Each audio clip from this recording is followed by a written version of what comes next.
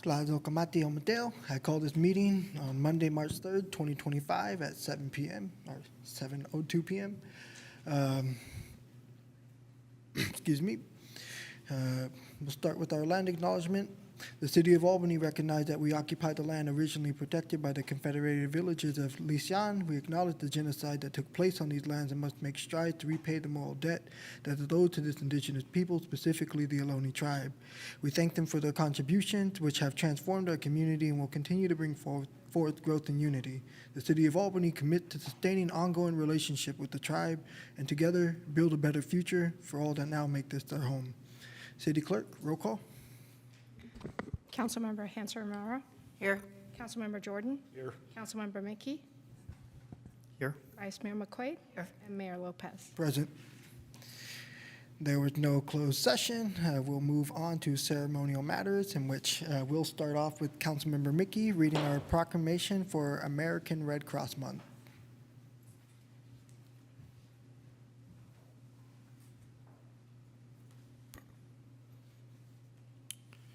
A proclamation in recognition of the American Red Cross Month, March 2025. Whereas March is the American Red Cross Month, where we recognize the compassion of people in the city of Albany and renew our commitment to lend a helping hand to our neighbors in need. And whereas the American Red Cross volunteers have stepped up to deliver relief and care across our country and around the world, bringing out the best in humanity in times of crisis, as Carla Barton, founder of the American Red Cross, did over 140 years ago. And whereas the volunteers, blood and platelet donors, and supporters shine a beacon of hope in people's darkest hours, delivering shelter, food, and comfort during disasters, providing critical blood donations for hospital patients, supporting service members, veterans and their families, saving lives with first aid, CPR, EAD, and other skills, or delivering international aid and reconnecting loved ones separated by global crisis. And whereas with 1,638 volunteers in Alameda County, the American Red Cross assists or responded to 163 disasters, assisting 305 families. And through the Sound the Alarm program, the American Red Cross installed 988 smoke alarms, making 291 homes safer, and training 2,544 youth and adults through the Pedro and Preparedness program. And whereas Alameda County residents donated 30,572 units of life-saving blood, hosted 1,154 blood drives, trained 13,893 citizens in first aid, CPR, AED, and aquatics, and provided 455 case services to military members and their families, and provided humanitarian aid internationally. And whereas this work to uplift our community is made possible by those who selflessly answer the call to help, whenever and wherever it is needed, we hereby recognize this month of March in honor of their remarkable service, and we ask everyone to join in their commitment to care for one another. Now, therefore, be it proclaimed, the City of Albany, the Albany City Council does hereby proclaim March 2025 as the American Red Cross Month, and encourage all residents of the city of Albany to reach out and support its humanitarian mission.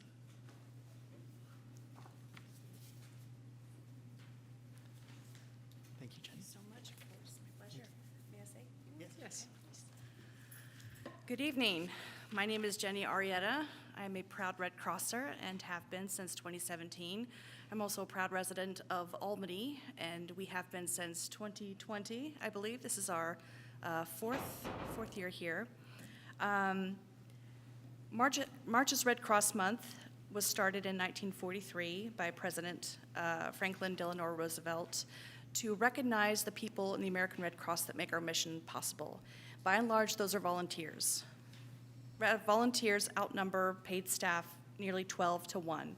So we're very fortunate to be supported in our organization and mission by people who choose to be there out of the kindness of their own hearts. And many of those people come from Alameda County and indeed Albany. While Albany is a fairly resilient community, they're very good at giving back. And of those 30,572 units of blood that were donated last year, more than 150 of those came from Albany residents through 4 blood drives. Now, I couldn't tell you exactly how many people's lives will be saved through those blood donations, but it will be a lot, since up to 3 people can be saved with 1 donation. We also continue to provide preparedness training through our Prepare with Pedro the Penguin program in schools, and also corporate training programs. And, whoop, lost my place. And CPR, AED, and first aid training. And I remember last year, Member Hanson Romero, you told me how Red Cross training that you received earlier in your life, you got to apply and help save a life at some point, I believe when you were a student. Office, yeah. So that story has stuck with me, and I love to hear things like that and know that the Red Cross continues to touch lives every day. We're a big region. Alameda is one of 15 counties that we serve in the Northern California coastal region of the American Red Cross. In just the last year alone, we have launched a community adaptation program in Monterey County, where we work with hyper-local programs to make communities more resilient and better prepare for, respond to, and recover from disasters. We've implemented sustainability measures at our chapter offices, such as small things like water stations to refill your water bottles, but also larger efforts like electric vehicles and charging stations. We deployed one of our service to the Armed Forces staff members for a 6-month deployment on a base in Poland, where she served military members and helped boost troop morale. And then recently, this winter, nearly 200 people from our region, including here in Alameda County, deployed to LA to help the fires that devastated that community. On a more personal note, my husband and I are leaving California later this month to move out of state, and while we're excited about the possibility of what that will bring, we are sad to be leaving California. We are sad to be leaving Albany, and I am sad to be leaving the Red Cross here in this region. But I take such comfort knowing that the place that has served as my home for the last 4 years will continue to be so well served and well supported by the best humanitarian organization in the world and some of the best people, volunteers, staffers, Red Crossers that I have ever met. My only request of you is to just pay it forward in any way that you can. Whether you can donate financially, you can roll up your sleeve to donate blood or platelets, or raise your hand to volunteer your time and effort. Now more than ever, disasters are happening more frequently, they are larger, and they are affecting more people.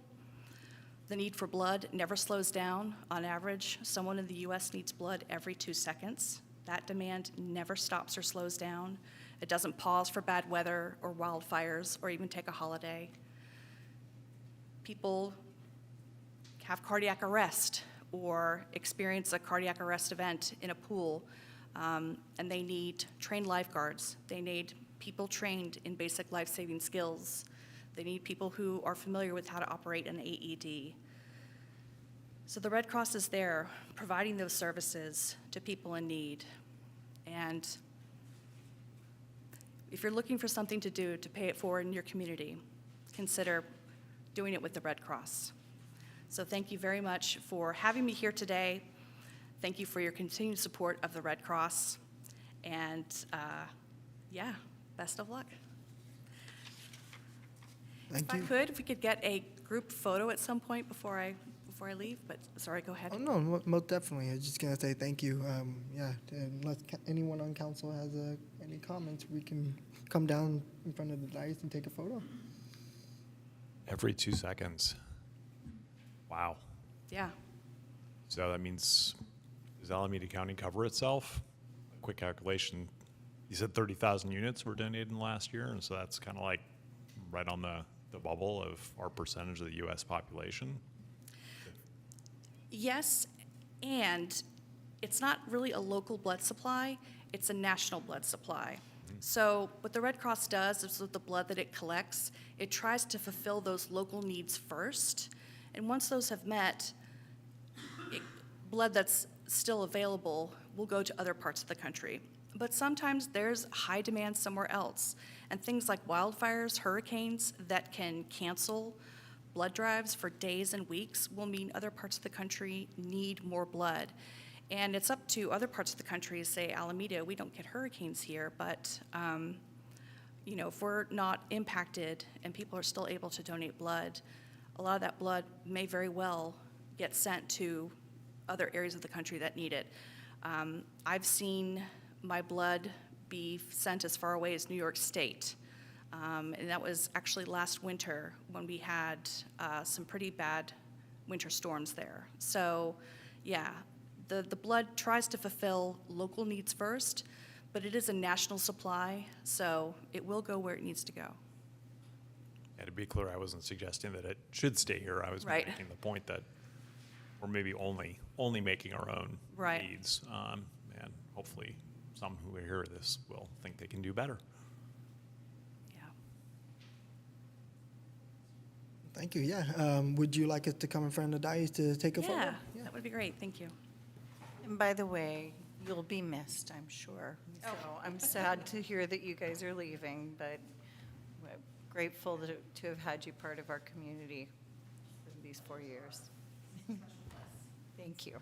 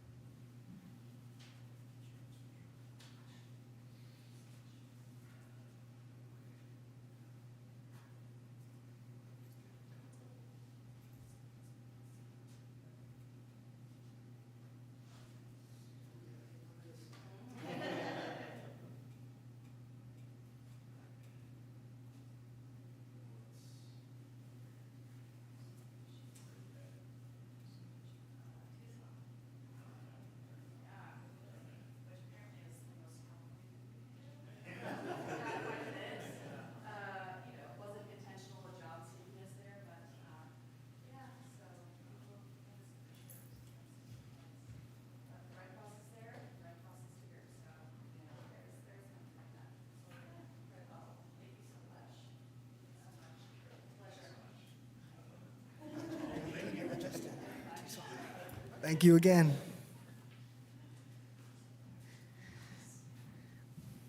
All right, and moving on to item 4.2, Women's History Month and International Women's Day Proclamation, which will be read by Vice Mayor McQuaid. Thank you. And if you ladies that have been mayors would like to join me at the podium, and Jennifer, would you like to join me?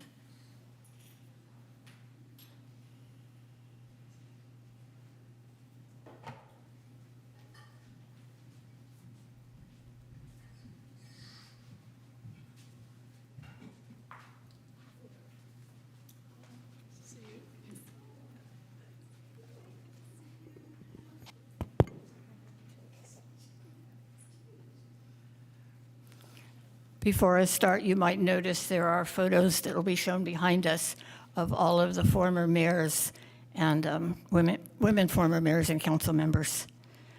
And don't think they were easy to find. City of Albany Proclamation in recognition of Women's History Month and International Women's Day, March 2025. Whereas March was designated as Women's History Month in 1987 by congressional resolution, and whereas American women of every race, class, ethnic background have made significant contributions to the growth and strength of our nation in countless recorded and unrecorded ways, and whereas women have played and continue to play critical roles in every aspect of American life, including the economy, culture, and society, contributing to the workforce both inside and outside of the home. And whereas American women were essential in the founding of many charitable, philanthropic, and cultural institutions and have long been the primary volunteer force in our nation, and whereas throughout history, women have been at the forefront of the fight for equal rights as abolitionists, suffragists, civil rights leaders, labor activists, and peace and anti-war advocates.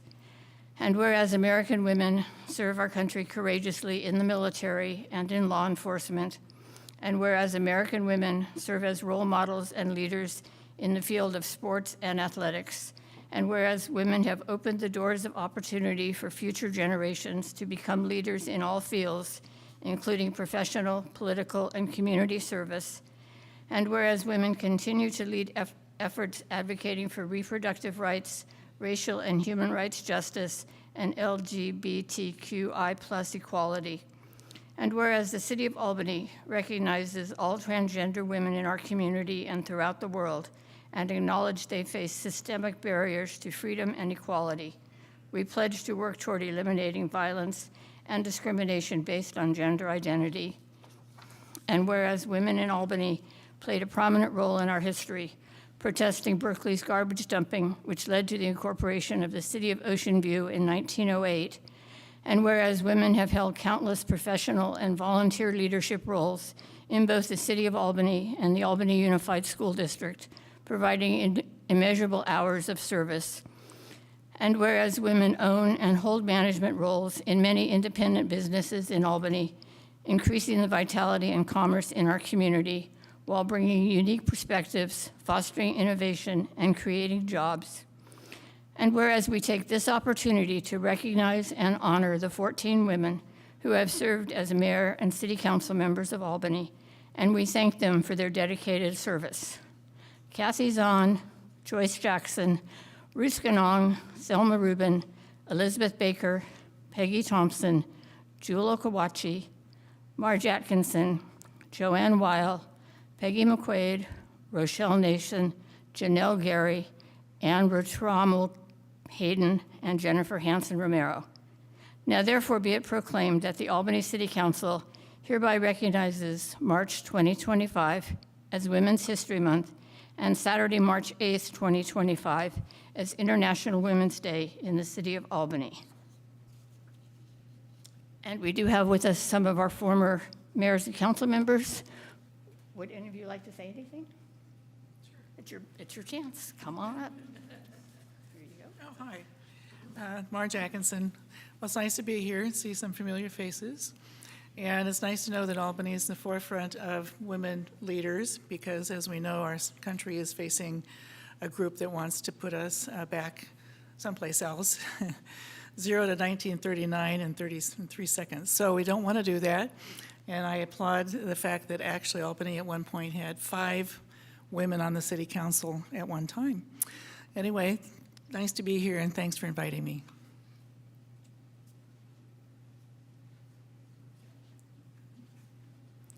I'd just like to say thank you. It's an honor, and it's a great honor to be one of this group of women, remarkable group of people, people that I looked up to as a teenager. Very, very wonderful to see them honored this way. Thank you.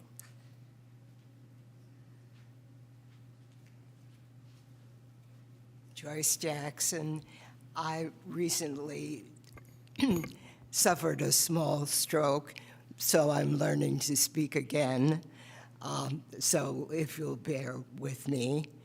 Thank you so much, Vice Mayor.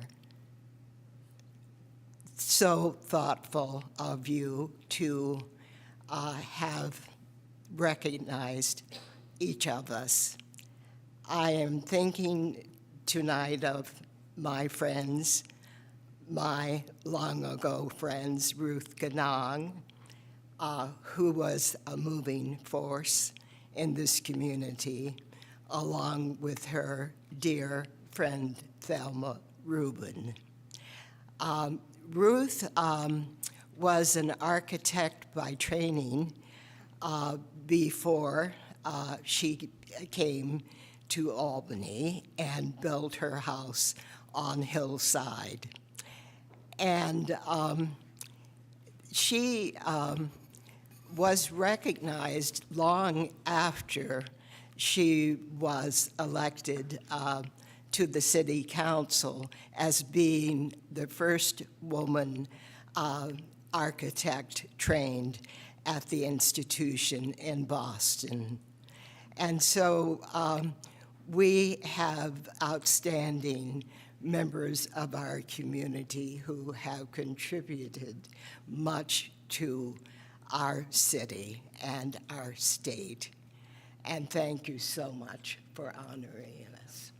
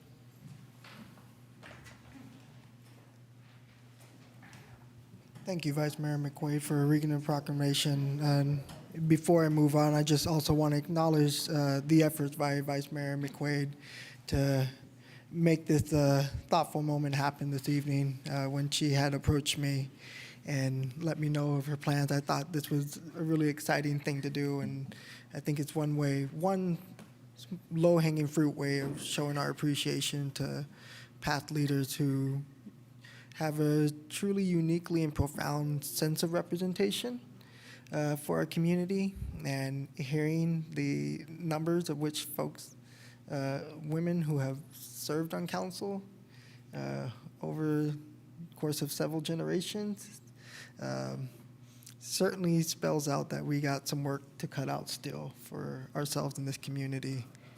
Did we have any other comments from council members regarding the proclamation? Just since Elmer Rubin and Ruth Ganon came up, I'll just say they're some of the first civically minded people in Albany that I met when I first moved here in the mid-90s. So I appreciate the example that they set. All right, well, thank you very much. And we'll move on to item number 5, City Manager's Report. City Manager. Thank you, Mayor. I want to appreciate the council for your work last week at our work session to update your strategic plan for the next 2 years. It was a long evening, but productive, and we look forward to synthesizing that information and presenting it back to you at your next meeting, and moving forward with all of the new initiatives. We will have new trash and recycling carts coming from Waste Management starting at the end of this month. Waste Management will replace the burgundy trash and light gray recycling carts with dark gray trash and blue recycling carts in compliance with state law. Starting at the end of March 31st, and up to 4 weeks after, residents are asked to leave all 3 current carts out until 6 p.m. on their regular service day, and new carts are delivered and their old carts are removed.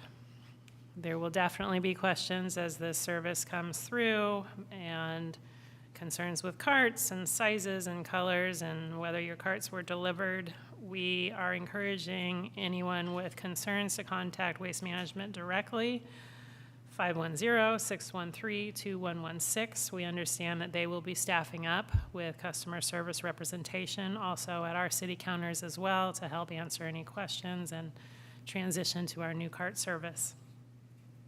If you've been around Memorial Park, you may have noticed our refreshed dog park.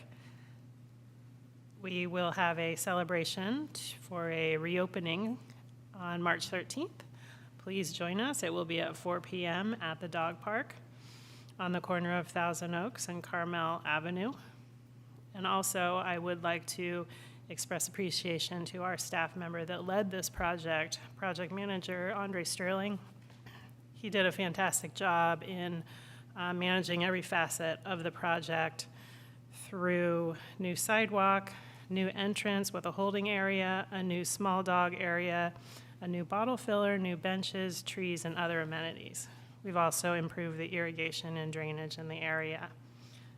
It's great to see our whole park in use by so many different users.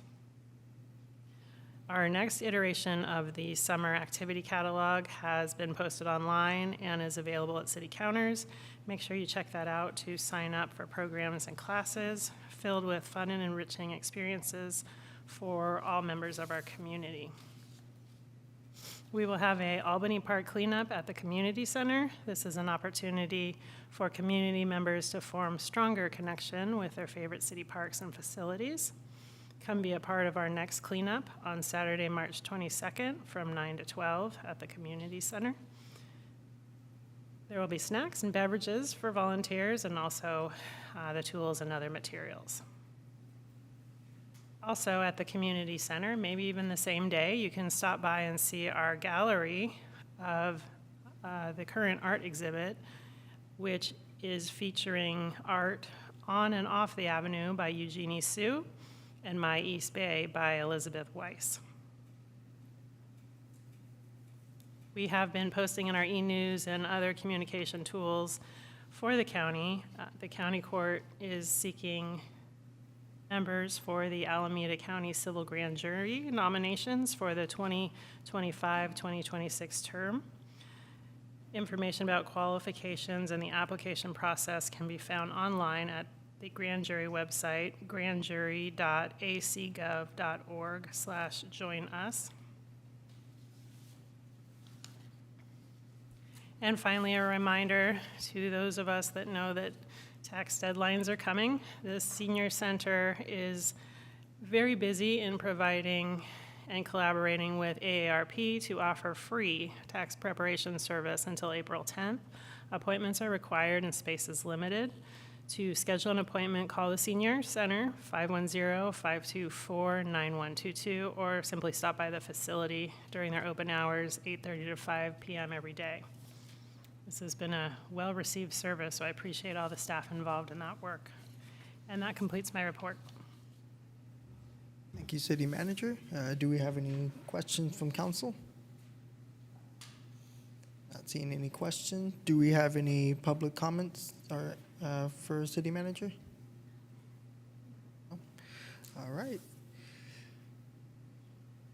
Moving right along to our consent calendar. Consent calendar items are considered to be. Woo, good catch. Whoa. Sorry, folks. Go to the city. I'm sorry, I'm not wearing my glasses right now. Do we have any folks in attendance in person? All right. And do we have any folks online? Oh, all right.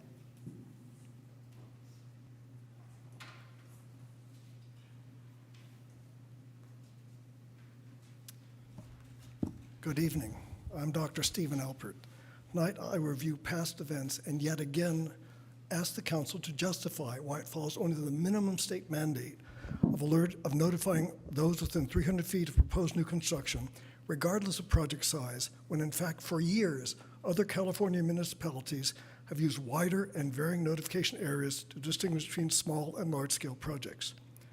Notifying only those within 300 feet clearly limits public discourse, allowing the Planning and Zoning Commission to propose and the council to then push through new projects with minimal awareness and input from the public. Such was the case for the 5-story modern box proposed for 1600 Solano Avenue. Only 73 properties were alerted by postcards mailed 10 days before the first Planning and Zoning Commission hearing held in February 2022. Video of that second Planning and Zoning meeting in April reveals 22 citizens expressing legitimate and aesthetic safety concerns regarding the project, and only 4 in favor. Nonetheless, the project as submitted was forwarded to the council for consideration and final approval. Concerned homeowners near 1600 Solano then distributed a notice alerting all Albany residents that the project was totally out of character with the adjacent Craftsman-era structures. Submitted plan for 1600 Solano clearly is not functionally appropriate nor harmonious with its surroundings, in total violation of Albany's planning and zoning mission statement. During the single June 2022 council meeting devoted to 1600 Solano, 43 individuals expressed legitimate concerns about the project, and Vice Mayor Tiedemann noted the, quote, intensity of feelings expressed in the forwarded emails from the residents now aware of the project. Then Councilmember McQuaid voiced opposition, appropriately, that the project was disappointing and urged continued work to make it more appropriate for the location. Despite overwhelming opposition and multiple calls for continuance, Mayor Jordan moved for immediate approval of the project. The video of that meeting shows Vice Mayor Tiedemann offering that in his vast experience, approaching the applicant to discuss suggested mitigations would not be useful, and the city attorney repeatedly asserting that if the project was not approved as submitted, the applicant could file a lawsuit which the city would most assuredly lose. Perhaps a lawsuit might have been filed, but we will never know because the city council did not so much as approach the applicant to discuss any suggested mitigations. Note that current council members Mickey, Hanson, Romero, and Lopez were not on the council in 2022. Over the past year, despite being limited to 3 minutes of public comments, my wife and I have thoroughly documented how 3 city officials, Community Development Director Bond, Councilmember Jordan, the city attorney, initially were unresponsive and subsequently lied and or outright engaged in obfuscation to avoid addressing 300 feet notification. The council is using the Brown Act to avoid this issue. This issue needs to be submitted for public discussion as an agenda issue. Thank you. Thank you for your comment. That's all. All right. Now I'm no longer. Mayor, if I may, just one point of clarification. I'd like to note, and I meant to mention this another evening, staff has offered to meet with Dr. Alpert several times to discuss the project and related concerns, with the latest on January 22nd of this year. Unfortunately, these continue to be refused. Just wanted to note that. Thank you. Thank you. All right, now moving on to consent calendar. A group of people have all agreed that it's of no. Excuse me, no you are out of use order. addressing the Excuse council. me. Thank you. Moving on to item number 7, consent calendar. Items on the consent calendar are considered to be routine by the city council and will be enacted by one motion. By approval of the consent calendar, staff recommendations will be adopted unless otherwise modified by the city council. There will be no separate discussion on these items unless a council member or a member of the audience requests a removal of the item from the consent calendar. Do any members of the council wish to pull an item? Any member of the public wish to pull an item? I'll move consent. I'll second. City clerk? Councilmember Mickey, Yes. Vice Mayor McQuaid, Yes. Mayor Lopez, Yep. Councilmember Hanson Romero, Yes. Councilmember Jordan, Yes. and the motion carries. All right, we are going to springboard on to item number 10, unfinished business. Update on our gas line decommissioning pilot project and appropriation of climate action adaptation reserve fund. City staff? Council members, Michelle Plaus, the Community Development Analyst, and I'm here to talk about an update on our gas line decommissioning project and the associated grant that was continued from last meeting. I haven't prepared to go through our entire presentation again since it's so recent, but we do have it here just in case we need to reference. But I'll just give a few updates and answer some questions tonight. And I'm going to start with the first kind of major update, which is actually from today. We did finally receive a reply from the staff at the Department of Energy who are working with us on the grant. Good news. They've told us that we should now be able to get into the ASAP system. That's the automated payment system where we're supposed to be able to withdraw the grant funds. And we're told that once we get in there, we should be able to withdraw the grant funds now. So that's big news. I will say we did attempt to get back into the ASAP system today and we're unsuccessful. We've got the same error message that we've been getting for the past few weeks. And had a little bit of back and forth with our DOE staff member who was asking about the problem and offering to help us resolve that and be able to log into the system. And he did confirm twice that we should be able to receive our grant funds now once that issue has been resolved. But we have not been able to get into ASAP yet today. We haven't been able to withdraw any funds as of yet, just so we're all clear. So that's the big news. I think shifts the way we're thinking about this quite a bit. It seems, based on these responses, that the funds have been unpaused or unfrozen, and we should be able to resume as normal now. I was also given a link to reschedule our check-in meeting that was canceled back in January. And, I'm able to communicate with those staff members again. So that's all very good news. I will say we're still a bit cautious, in particular because, like I said, we haven't been able to log into the system and withdraw any funds yet. It's, of course, only been one day, but we do have some concerns that there could be delays with that process or further issues. Ideally, it's a minor logistical issue that takes a day or two to resolve, but we do know that there have been a lot of staff overturn and reduced staffing at many federal agencies. There's a lot of changes taking place, so it's possible that this could be a longer term thing to get that into place and to be able to receive the funds. And of course, we're cautious because we know that there's a possibility that there could be further changes. Nothing's completely solid yet, but it does seem like things are turning in a good direction with all of this. So that's the main update for today. Also, we did answer a few questions in our memo that we received at the prior council meeting, but I'll just reiterate a few of those points. We provided a Gantt chart as requested to clarify some of the timing in the outreach plan, which is attached to the memo here. And there was also a question about whether the Department of Energy needed to approve the outreach plan before we move ahead. The answer to that is sort of. It's one of our milestones in our statement of project objectives that basically we have to supply a copy of the outreach plan to our DOE staff members to show that we've achieved that milestone. And in theory, they could reject it and say that it wasn't meeting the standards listed in the statement of project objectives. So, there's sort of an approval there, but it's not like a formal approval process of the plan.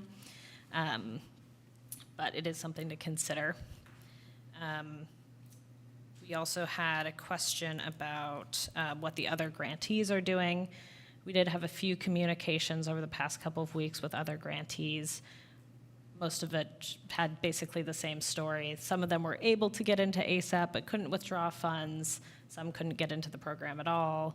There was one other city that recently in the last few days said that they were able to withdraw some funds from the ASAP system. So seems like they've started to maybe flow a little bit again, and that's all still kind of in process. And we didn't have any responses about whether other councils were trying to appropriate funds for the project. I didn't get anything back about that from anyone.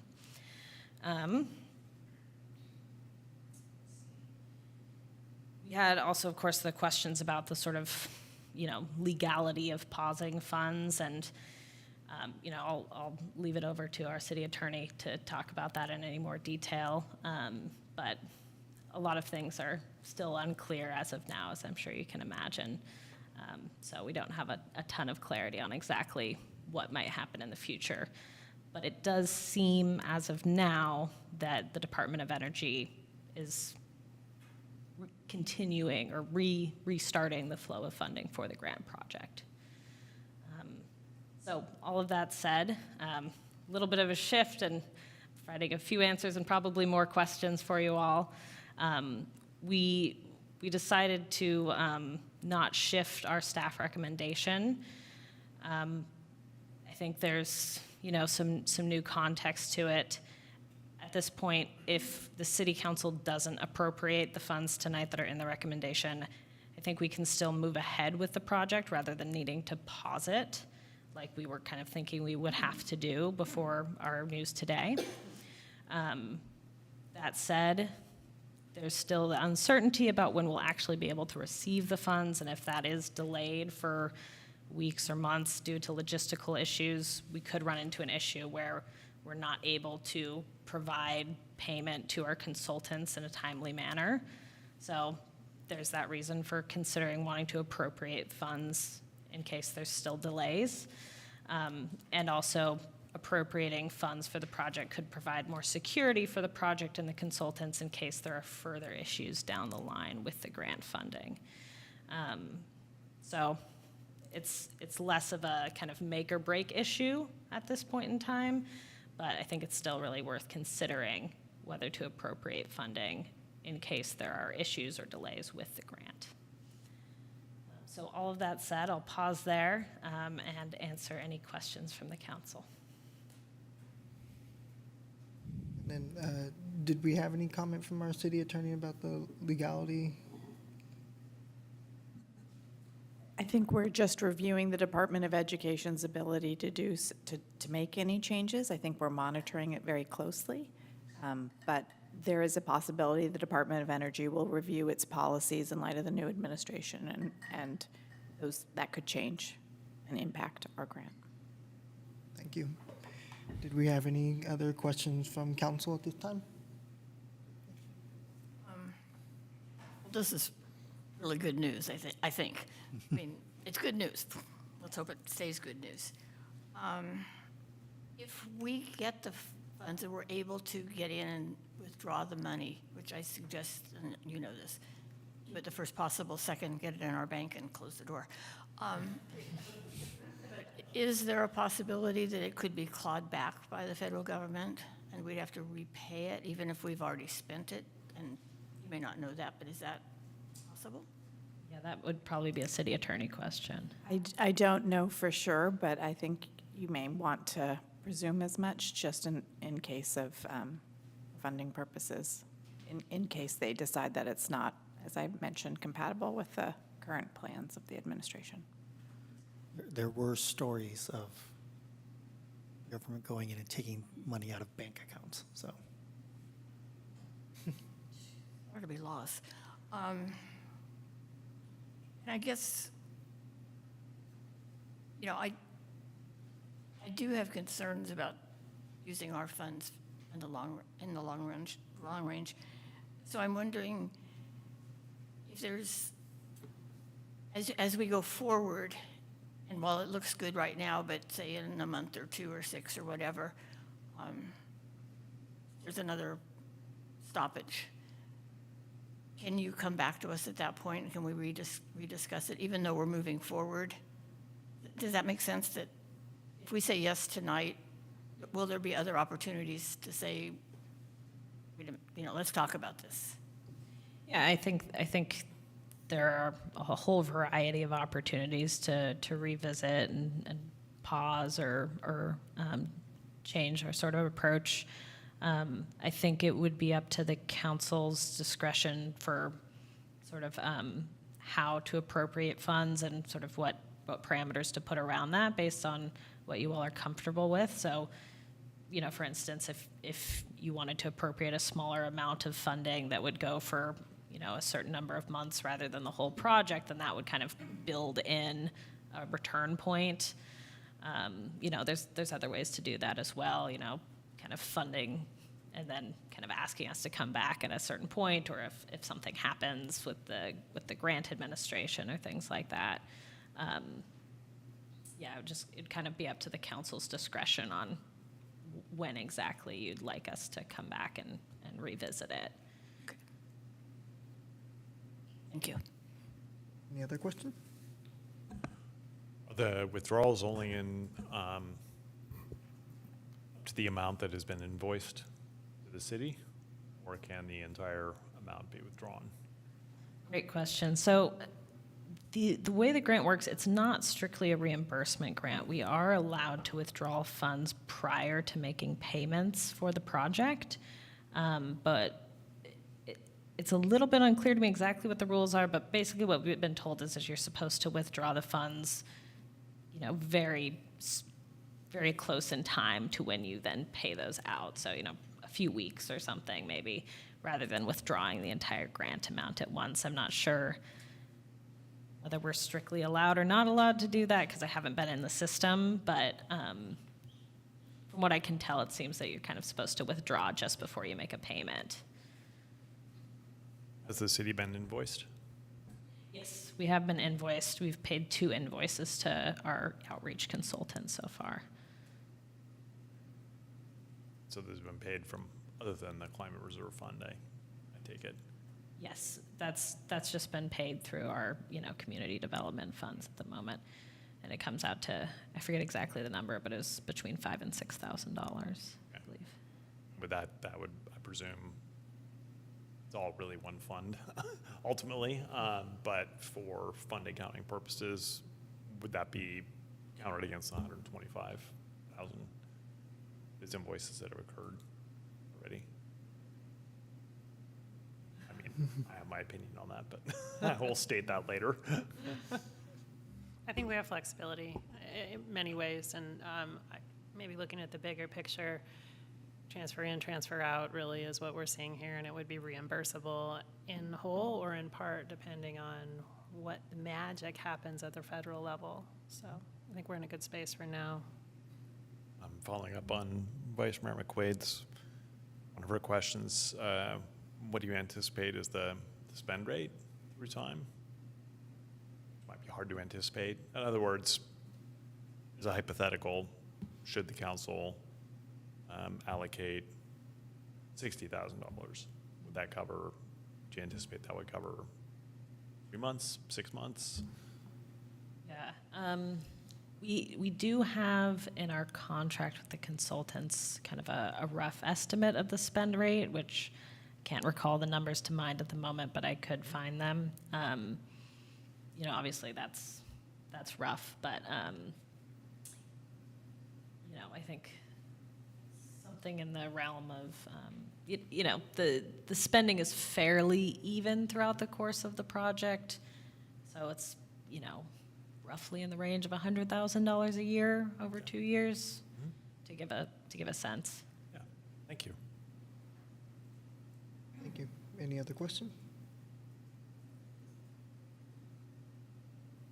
So again, hypothetically, basically, if we decided to move forward with this, and then magic happens and we get the money,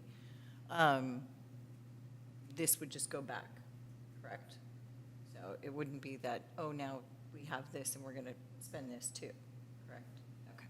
Just wanted to clarify that as well. I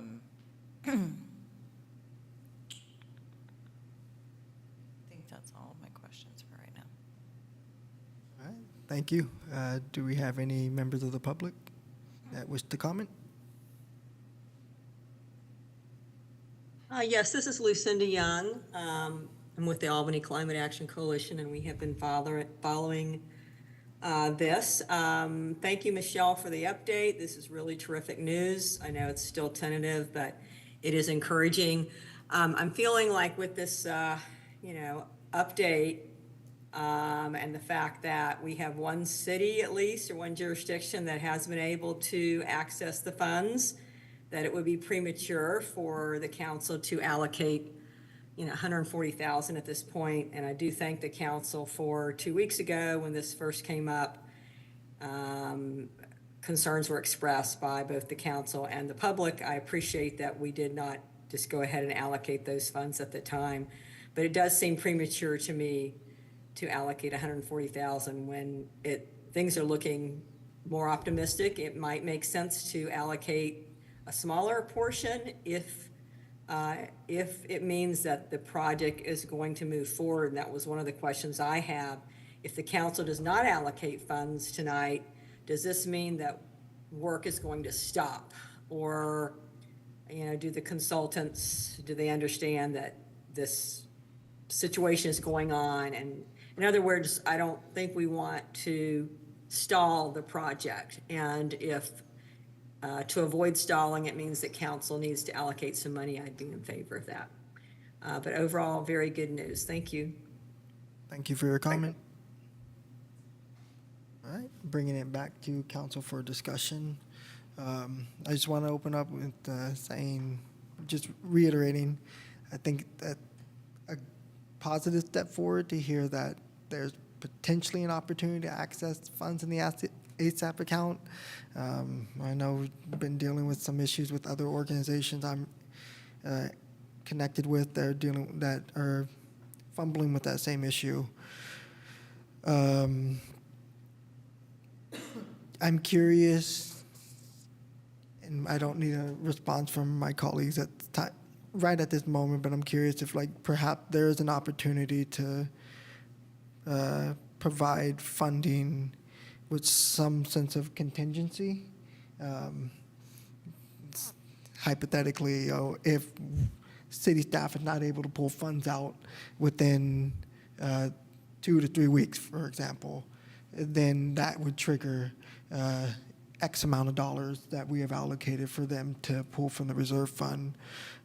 That's an idea I'm shooting out. I just want to get ahead of it now, so we're not taking our time dancing around this. I still believe that there is a sense of urgency to commit to this. Just as I stated last time when this was on the agenda, I think it's fundamentally important that we as a council find a way to support this, whatever that dollar value may be that we land on, to keep the work going. I think it's critical for staff morale. They put a tremendous amount of work, and I think we do owe it to our staff to show that we are willing to invest in catalytic change that they are leading. We have an opportunity, and I know Councilmember Jordan had emphasized this last time, we have an opportunity to really set the bar high for what the state could potentially replicate at much larger scales. I'll put the pause there for now, but I am curious to hear what my colleagues here at the dais have to say and other ideas that they might be willing or brave enough to spring out. If we were to allocate money and you started spending that money right away and say we got money in 3 months from the federal government, does that sort of backfill what we've already put? It's not, okay. Yes, we should be able to reimburse ourselves for. Okay, thank you. Yeah, any prior expense. Yeah, I was going to say, I think the fundamental question is whether we want to do this project or not. Because if we choose to move forward with this project, I think is the most fiscally responsible thing to do is to actually appropriate at least a year's worth of funds, so $100,000, if not $140,000, and say, staff, do not spend this money until we get reimbursed. So as we get reimbursed, as we get $10,000, $20,000, $30,000, that frees it up then to go back to the purpose of the DD funds, which is whether we want to do heat pump rebates or other items. My caution is if we were to move forward with $40,000, $60,000 as a cushion, what happens if the funds do get cut off? Are we then saying that we're stopping the project? Right. So I think, and then we have gone down the road of spending $40,000 or $60,000 and not gotten a finished product, and in which case we will either be wasted that money, or we will be scrambling to find the remainder of the money. And so, to me, the first question is, do we as a council want to move forward with this project? And then, to me, after that, it's really I think we have to appropriate enough funds to either complete the entire contract or at least give us a year's worth of runs, so that when it comes, when we realize we're not getting repaid, then it's about finding the other $40,000 over a certain amount of time. So that I will say that I lean towards go ahead and appropriate the $140,000 and say, staff, as we get reimbursed from the federal government, that frees us up to put the funds back to other purposes for DD. I just want to clarify, you said 140 on the screen. We're talking about 125. Sorry, 125. Okay. Way to Don't know why way to 140 up stuck in there. the ante there. Don't want to have to overpay, right? I won't stop you. I do have one other quick question. You had mentioned we had already given some money to the consultant to keep going. I guess I'm kind of thinking about this in like a little bit of a different frame of mind. How much would we need to continue on with the payment schedule or whatever deposit that we have to get us through like the next 3 months? Are we talking 10,000, 20,000, if that? Yeah, I think, let's see, 3 months. Something in the realm of 20, 25,000. I'd have to look and see exactly, it kind of depends on what exactly the activities are, and it varies a little bit over time, but something around there should be plenty.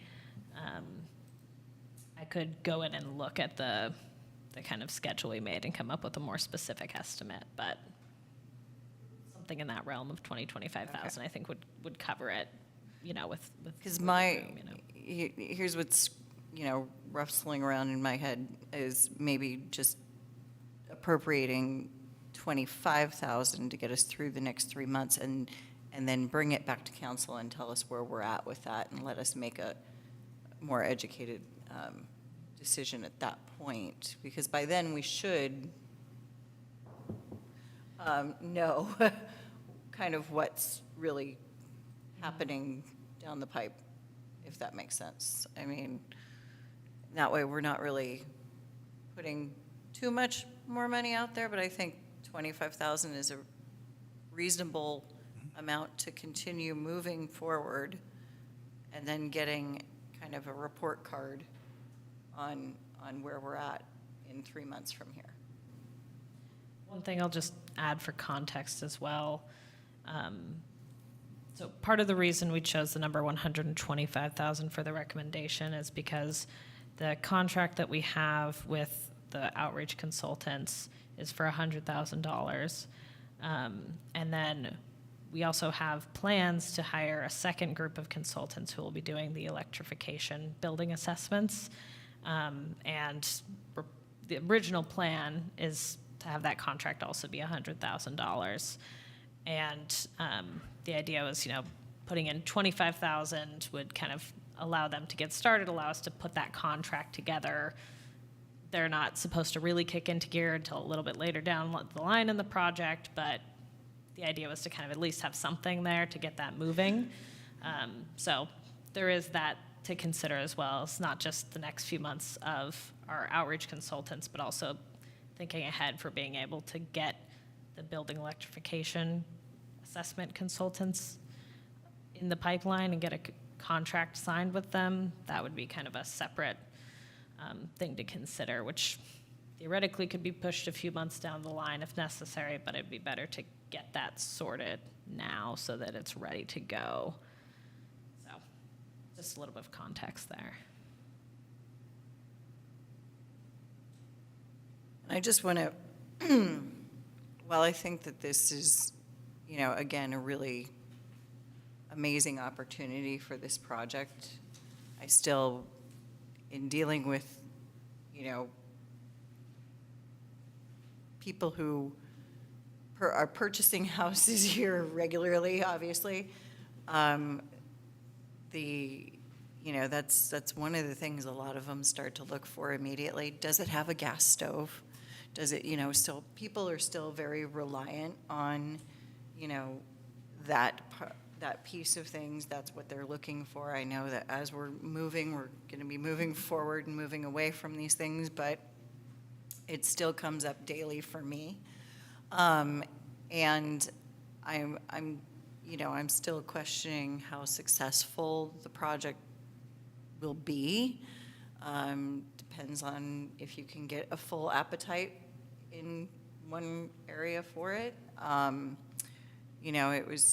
It was great that, I think I brought this up before, but our 555 Pierce building is all electric. And that was built in, the mid-70s. So But I still feel like we're gonna get a lot of pushback, because you're gonna have both, owner-occupied units, you're gonna have tenant-occupied units, and potentially some vacant homes as well, so that may not have anybody there. So, just wanted to put all of that into everybody's heads so that they're aware of kind of thinking about, and then also just having, making sure that we have the amount of, electrification energy that we need in our grid to support and sustain these as things move forward as well.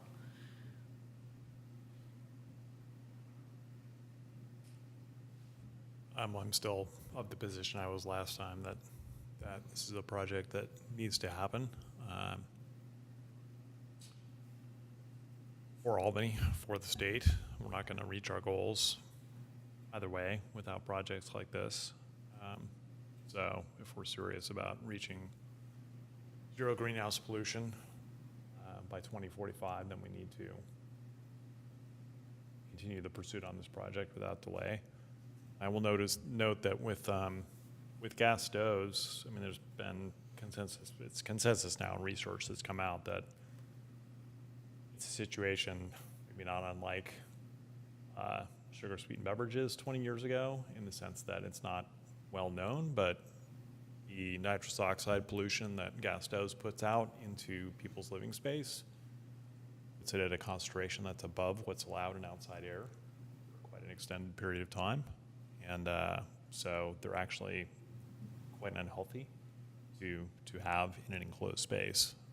So that perhaps will be one of the messages that will be being tested. I do not know. That's not for me to decide. I have, seen some research that message tends to gain more traction than just a greenhouse pollution reduction message. So I appreciate Councilmember Mackey's framing of it. I agree. I mean, if we're going to spend any money on it, I think we need to be all in or not in at all. I don't think spending, some money on it and then stopping the project would make sense. So I support the full recommendation of staff.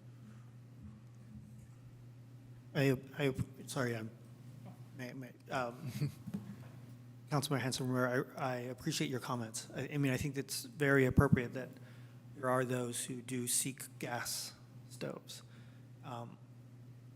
Having been someone who, in the first house that I lived in with my wife, or the first actually rental apartments and house that we lived in with my wife, we had those really bad electric stoves with heating. And I will tell you, I was very excited about getting a gas stove. And then I realized that not all gas stoves are made the same. I think our old electric ones were better than the gas stove we have in our house, but we have not gotten ourselves around to spending the kind of money to get a kind of what I think people dream of as a high-end gas stove, the one that really kind of cooks the way you want it and heats things up the way you want it. But once you get into that price point, induction stovetops are cheaper and the same or better. And so I think for me, I can understand the perception that gas is like the gold standard and where you want to go. And to me, that was all before I even knew of the pollution issues. I think my concern with setting aside $20,000, $30,000 right now is we as a council had to be really good about saying, well, we're setting aside $25,000 or $30,000, but we cannot appropriate any of the other DD funds anyways, because if we can't get reimbursed, we will be either canceling what we had put the DD funds for, heat pumps, whatever it is, EV chargers, or we're going to be raiding some other general fund somewhere to grab that money, or we're canceling the project. And so my concern is if we go forward, we need to make sure that we have all the funds set aside so we don't put ourselves in a situation where we're canceling other programs or we're raiding a different pot of money that's not really intended to be used at this time. So I know there are others who haven't commented yet. No, I think everyone has chimed in thus far. I will say I am still on the same. I'm still on that same ship of all in. I had mentioned at the last meeting that when we're dealing with tyrants and wannabe dictators in issues and moments like this, that at the local level we do need to have collective agency as local elected leaders to stand up against that. And I know some may want to trivialize this as, well, no, this is just money to fund an interesting project, but it's more than that. And we are living in reality in which there's a lot of instability on what's going to happen the next day. It's chaos after chaos. Each waking morning, I think those were the words of I heard from Nancy Skinner recently at an event. And I can speak to that personally as well because I'm set to get terminated by the DOE later this month after over a decade of service with them.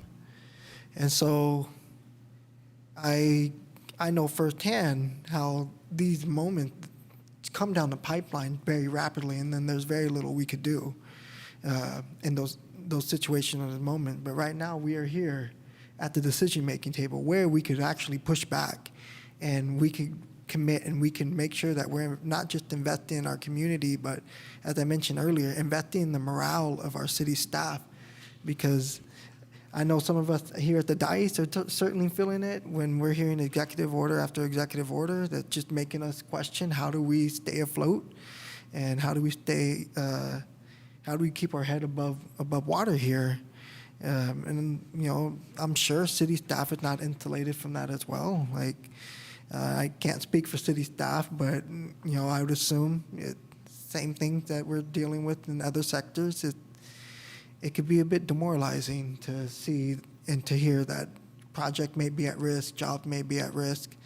And again, we're here at the decision-making table, and we have an opportunity to say that, not just say that we're taking a stance and we're putting our money where our mouth is in terms of addressing the climate crisis and maybe being that ray of light to see this marquee project through, but also putting our stamp on it that we stand on our business when we talk about our climate action and resilient measures that we as a city say we're committed to.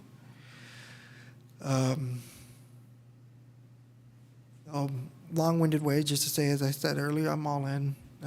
I won't just yet entertain a motion because I do still want to hear and have balance and nuanced conversation here. I want to know. I said earlier, I'm open to if it satisfies the appetite for solid fiscal responsibility. If there's interest in putting any type of contingency around how the money flows, but I don't think I'm very confident that to address the concern that you raised, Councilmember Mickey, that city staff is definitely going to do their due diligence to make sure that programming finds one way or another to continue to be supported and funded. It may not be easy. I know they know that's not an easy task in this day and age, but I have full confidence. And if we're able to show them confidence tonight and what they're able to do, then surely we can anticipate that to be reciprocated in other sectors of city resources and city programs. And I'll put the plug on myself for there. If we have any other comments, discussion points. Yeah, I'll jump in. I wasn't on the council when this program came about, but listening to it, I thought, what a good program. If nothing else, and I believe this is what you said, we'll gain a lot of information. We may never actually do the project, but the information that we're going to gain is invaluable, and I still believe that's true. I feel much better now than I felt an hour ago about this project. But as I said last time, I still have real concerns about the overall fiscal health of the city, of our citizens, our community. And that's the only thing that kind of holds me back as far as saying, just go for it. And I'm wondering if there's a compromise position. Michelle, maybe you can help me with this. If we were to put in $50,000, say, for 6 months, does that help at all, or is that just like, that's just silly? Or if we put in $100,000 for a year, I don't want to stop the project, but I do want some touch points that if suddenly we realize, our sales tax is totally tanked and the rest of our budget is totally out of whack, what do we do? So I'm a little hesitant in jumping in with both feet. I'd rather kind of look at it a little bit more carefully. And maybe just to say one more thing, maybe it's not a 6-month program or a year program. Maybe it's we're going to do X, Y, and Z and then touch base again. So it's like a project-based timeline rather than a date timeline. Yeah, I think, we do have some sort of touchstone points throughout the project that might be useful. For instance, there's sort of the outreach planning phase that we're in right now. Then there's conducting outreach, kind of the things in the early part of the outreach plan that you all saw, and, hosting community meetings, door-to-door outreach, that sort of thing. And then there's sort of a transition into the electrification assessments, like phase 2. So that could be a touch point, for example. There's kind of another touch point after we've hopefully finished doing electrification assessments of the buildings and we start moving into the sort of negotiation, trying to get people on board with electrification, trying to, get agreements from building owners phase. So, in the sort of phases that are lined out in that outreach plan, there's sort of a transition point after each of those that could potentially be a touch point. And, again, we don't really have, we have rough numbers and budgets that are laid out. Things are somewhat fluid, so it's a little bit hard to say an exact number. But, again, kind of basing it on roughly $100,000 a year, you guys could, come up with an estimate. And I think, again, kind of considering trying to get a contract put in place with the, the consultants to do building assessments is another thing to consider in the math there. Those building assessments based on our current schedule are supposed to start kind of towards the end of this year and the beginning of next year, again, for some context. So, if the council wants to sort of build in a little bit more structure rather than just sort of a lump sum amount, you could sort of build it around that. Hopefully that's helpful.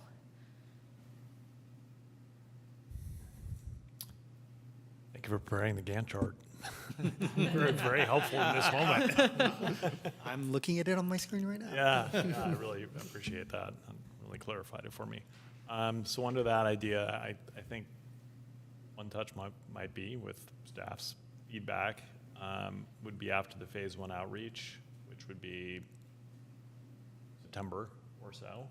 And I think at that point we'll also, at that time, would the project have some data on the percentage of interest at that point? That's sort of the outcome of phase 1, right?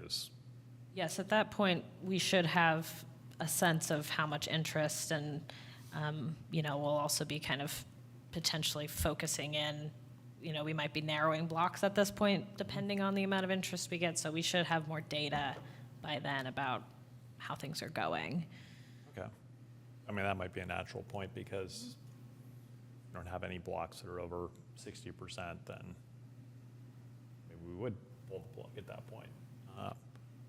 I will note that the legislature has been active in this area, so 100% isn't necessarily the absolute goal anymore. And in that regard, I know staff is tracking SB 1221 implementation, but there's perhaps an opportunity to partner with PG&E on a pilot project.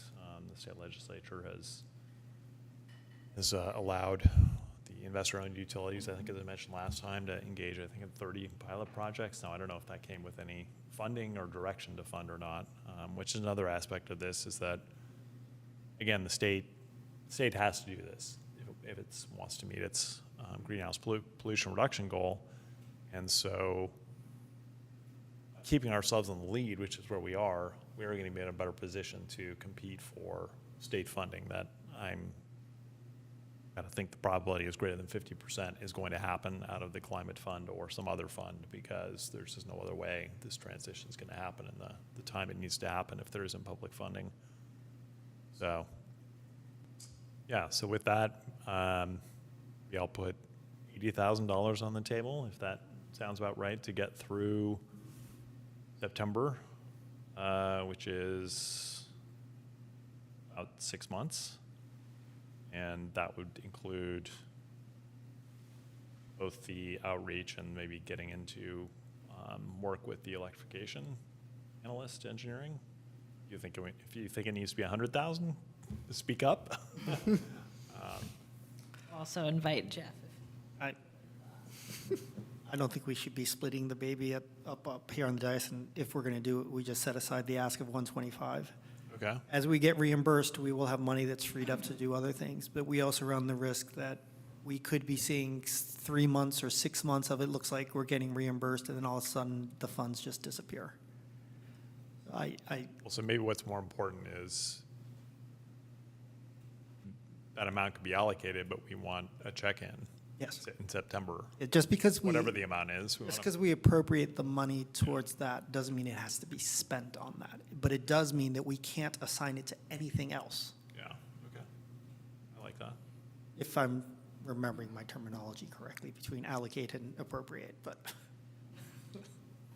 I kind of like your 80, if that's appropriate with staff. I kind of like that approach.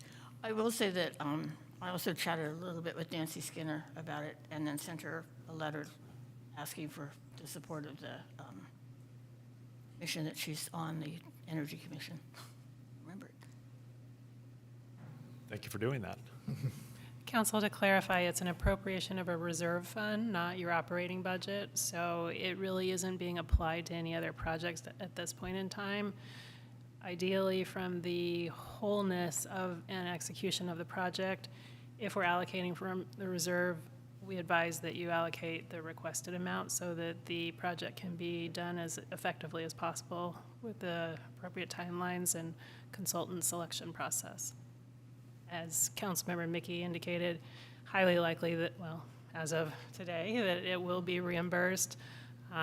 We can have a check-in point as we learn more. Obviously, this is quite rapidly evolving. I will entertain a motion if anyone's ready. Wait, first, I just want to say one other thing. I did learn when I went to, I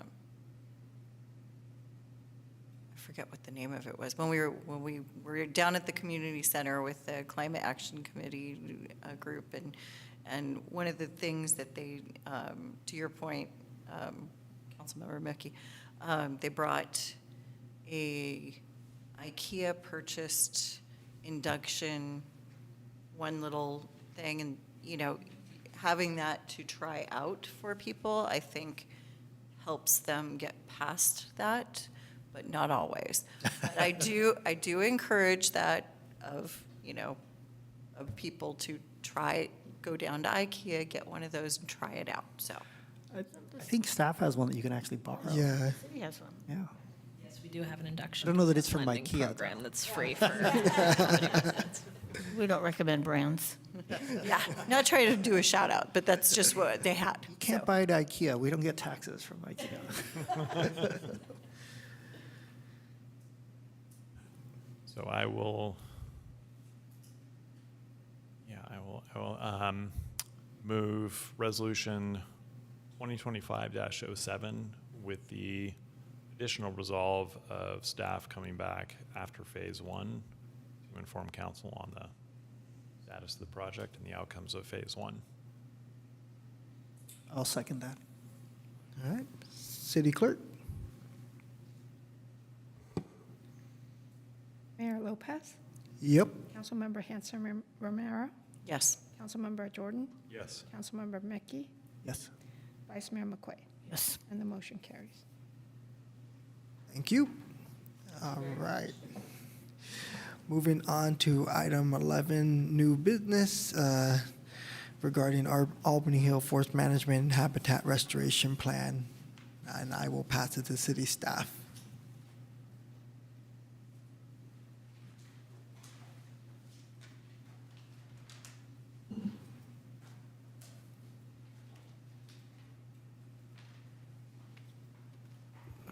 Good evening. I'm Margot Cunningham, Natural Areas Coordinator for the City of Albany. And tonight, we are presenting for your approval the final Albany Hill Forest Management and Habitat Restoration Plan. We are also asking for authorization to apply for a U.S. Forest Service grant to fund the initial phases of the plan. It's been a long time to reach this point. It has been a joint effort of 3 city departments, Public Works, Fire, and Community Development, as well as nearby agencies, partner organizations, and members of the community. It's been a little over 4 years since staff first noticed a sudden decline in the health of many of the eucalyptus trees on Albany Hill. To determine what was going on and come up with a response, we have consulted with other agencies, including UC Berkeley, East Bay Regional Park District, U.S. Forest Service, and we commissioned studies of the trees, the monarchs, and fire fuel loads. To help us in crafting a plan for managing the eucalyptus forest and restoring habitat on city property, we hired Restoration Design Group, a local landscape architecture firm that has years of experience in creating projects for the city. We wanted a plan that would support residents' priorities, and we have engaged with the community through surveys, an email list, the city e-news, flyers, community meetings, including a site walk on Albany Hill, and Parks, Recreation, and Open Space Commission meetings. We also wanted a plan that would consider the needs and constraints of the city, and so we consulted with staff in different departments. And we wanted a plan that supports the natural assets that are on the hill. So we brought on board biologists and ecologists to help formulate a plan that takes care of the monarchs and native plant and animal habitats. Commissioners and members of the public have been supportive of the plan. Public commenters have described the plan as comprehensive, thoughtful, and creative. Other comments are that it resolves well tensions between issues, addresses the biodiversity crisis, has manageable phasing for grant applications, and allows for reevaluation through a multi-phased approach. So I'm going to hand it over to Kirsten from RDG, Restoration Design Group, who she's going to give a presentation of the final plan. And then after that, we'll be joined by our Fire Chief, Jim Boito, who I believe will be online, and who will give a few comments, and then we'll take questions.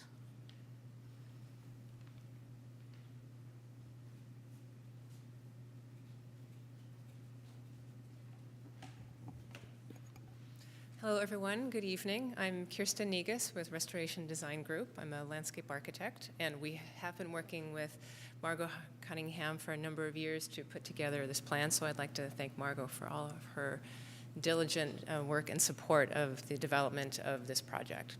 I'm also an Albany resident, so this project is not only a professional endeavor for me. It's also very near and dear to my heart. So, next slide, please.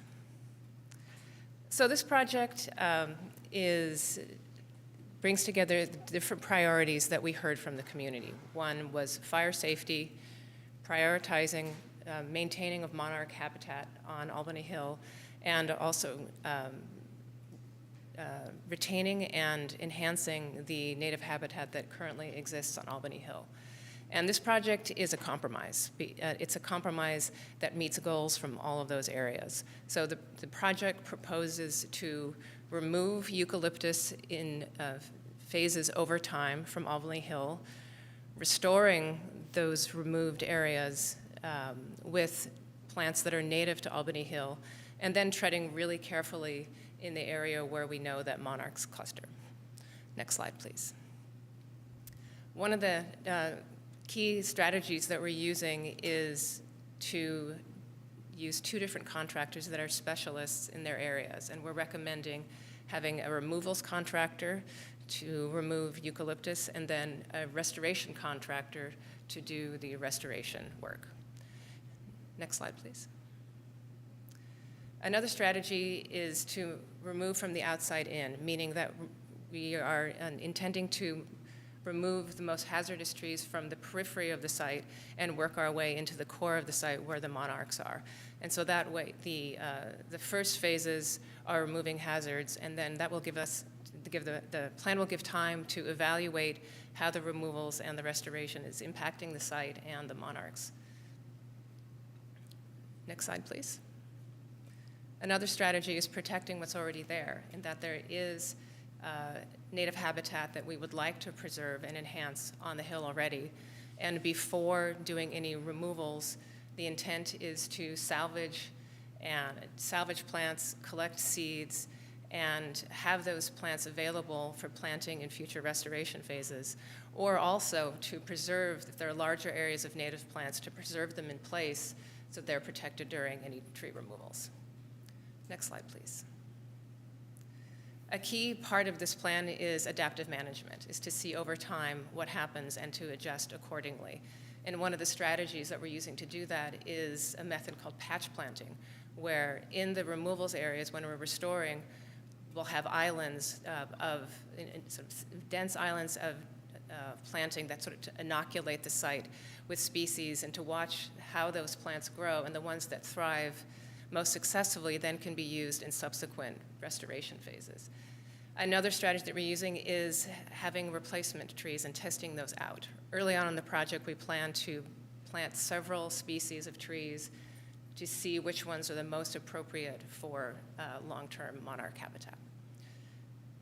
Next slide, please. So the implementation plan is in 7 phases that alternate removals of trees with restoration.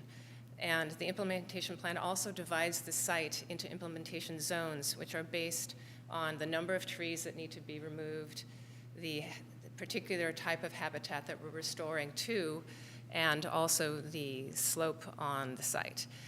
The implementation plan is, these phases are described in the written implementation document, which is accompanied with construction documents and also technical specifications. Next slide, please. For an overview of the restoration, there will be 4 phases, and will be, the project will be, intends to restore 3 different types of habitat: oak woodland, perennials, and grassland. Next slide, please. The removals will be in 3 phases, again, starting from the outside, moving inward, and the area that's in the orange hatch is what we're calling the critical monarch zone. And this project does not intend to remove any trees from that area. Those trees will be monitored by the city over time. Next slide, please.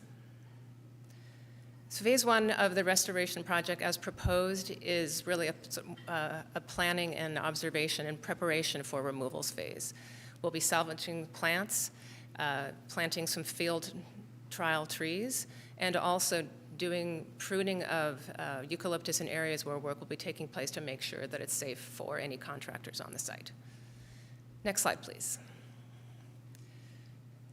The second phase of the project is the first phase of removals, which is on the periphery of the site. And part of the removals is also trying to reuse as much of the lumber that results from the removals as possible. And that would include using logs to designate public from restoration areas and also stockpiling mulch for future restoration phases.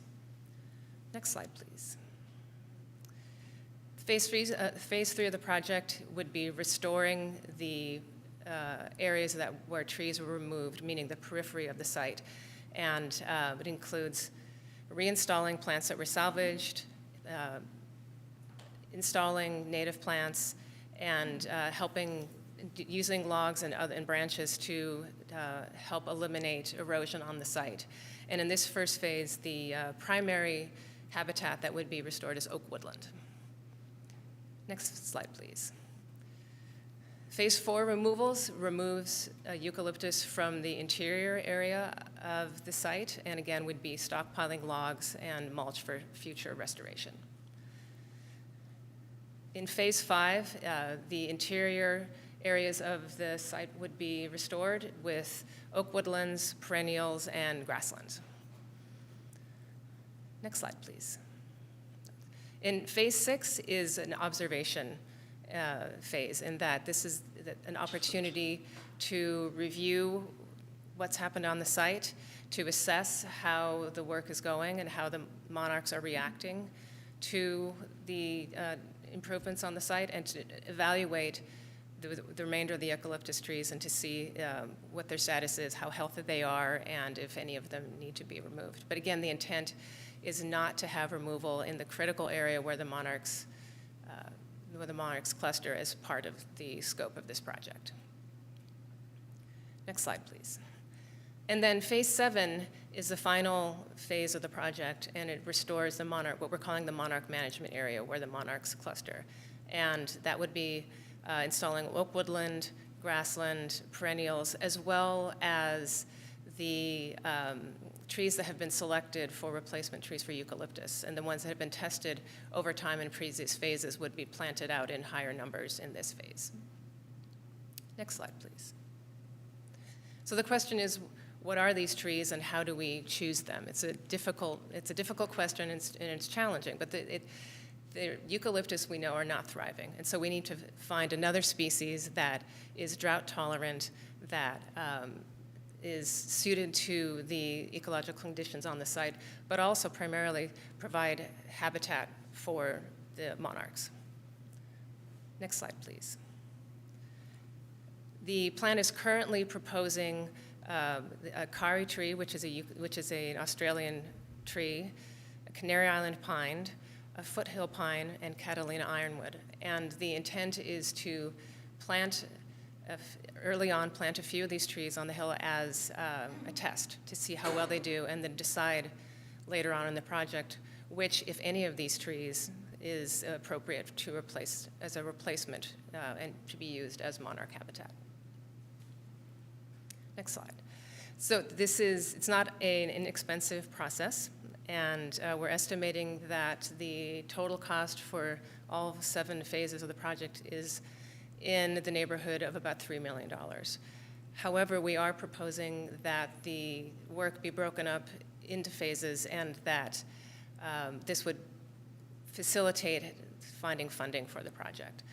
And RDG is recommending currently that phases 1, 2, and 3, which is an initial pilot phase where we would be testing out a few different ideas, initial removal and restoration phase, be one project. Then phases 4 and 5, a second project, and then phases 6 and 7 be a third and final project. Next slide. And we welcome questions and comments about the project. Thank you very much. Thank you very much. Do we have any questions from council at this time? I have a couple of questions. First of all, thank you very much. That really is wonderful, what you did there and incorporating everyone, and thank you so much for all your work with that. A couple of questions that I have is, what are the lengths of time for each of these phases? Like how months, years, what are we talking as far as that? It's all really, unfortunately, driven by funding. The project could be implemented probably in as short as 7 years, but it's likely it may take longer, up to 10 years, if it's depends on how the funding comes through. Thank you. And then I noted,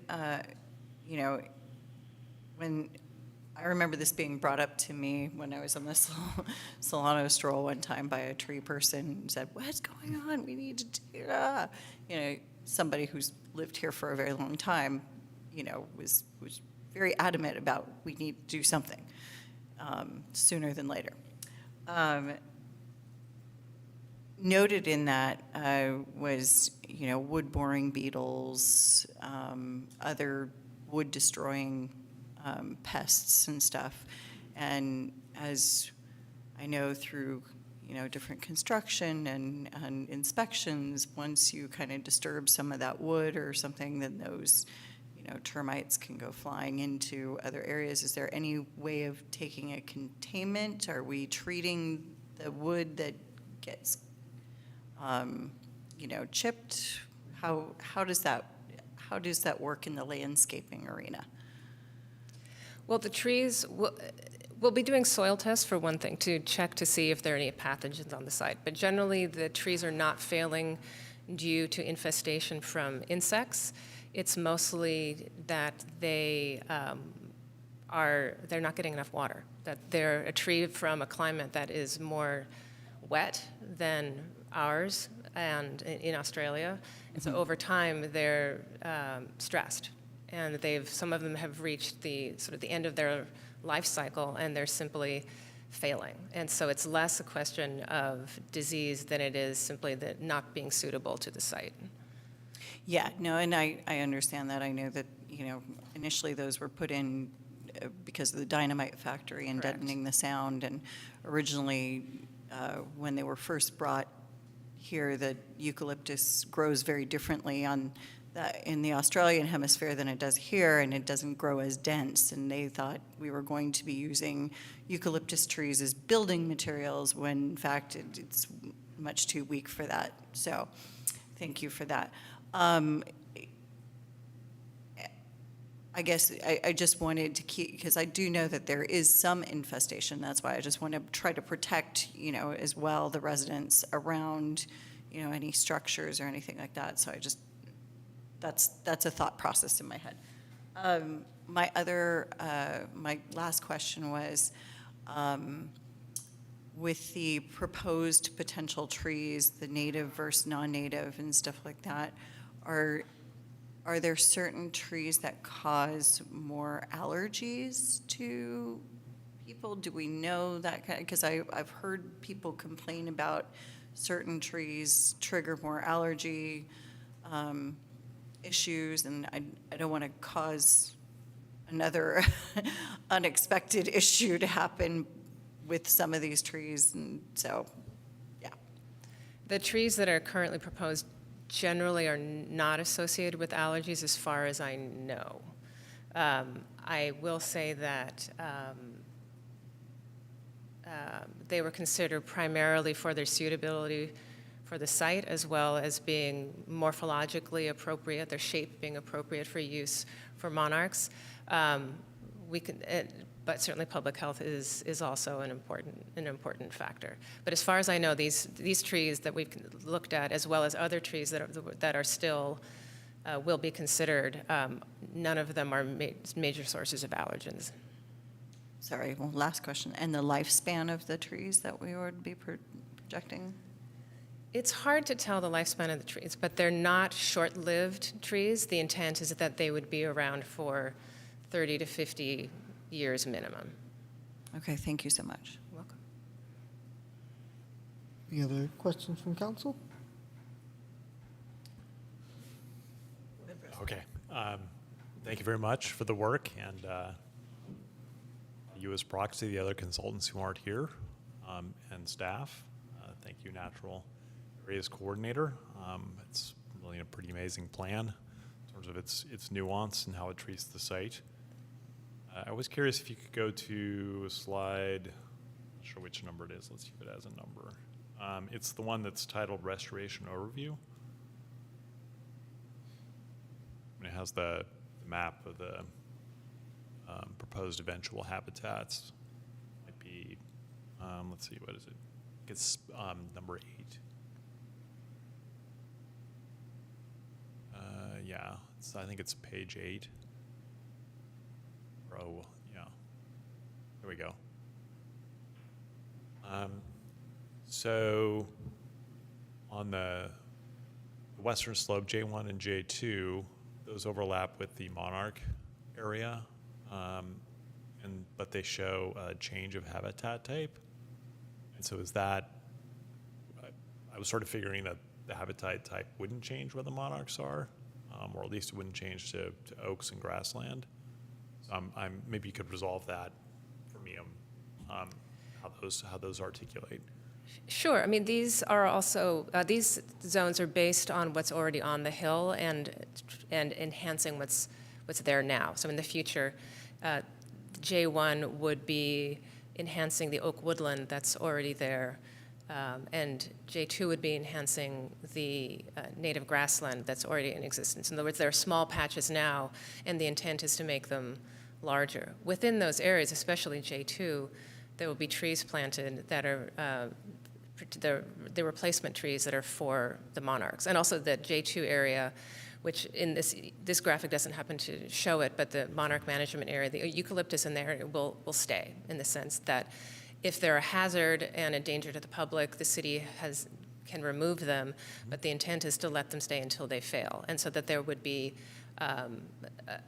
different levels of vegetation, in the sense there would be the existing eucalyptus that provide monarch habitat, the newly planted vegetation, as well as new trees. So all of those 3 different types of vegetation would be existing simultaneously, with the intent that we're trying to give the monarchs as much possibility of remaining and thriving in that location. Thank you. I guess I wasn't aware that there were oaks growing so much in G and J1, which might be a failure of my observation, because I'm used to southwest exposures in the hills not having so many oak trees, and more the eastern, northeastern, northern exposures. Thank you. Vice Mayor McQuaid, did you have a question? Yes, thank you very much. And I really appreciate getting the slides ahead of time. That was really helpful. And Margot, thank you so much for your work on this for years. Part of the hill is private property, and I'm just curious how that piece comes together. Obviously we're not going to, how are we working with the private property owners to bring them along with this type of project? The intent is this project is a model, in the sense that if the city of Albany figures out how to do this, in the sense that we figured out the logistics of the removals and the restoration, as well as the funding, that becomes something that the private landowners can then emulate and follow that model. So.